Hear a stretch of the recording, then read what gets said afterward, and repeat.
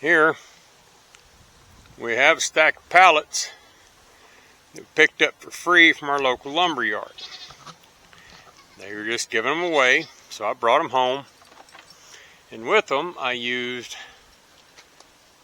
what we had and new pallet lumber to rebuild my nanny goat's shed on the outside of their pen. Give them a little bit more room in here. They seem to really enjoy it. I mean, look at that little weirdo.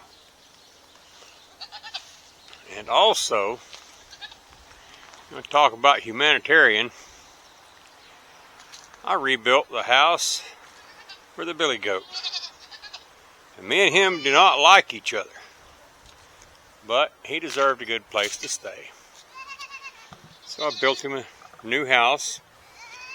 And then when I was going in to put fresh bedding in there, I'd put him back in too soon. So what's he do? He knocks the fire out of me. That's just the way things go. He's an ingrate, and he smells. Have a good one, guys.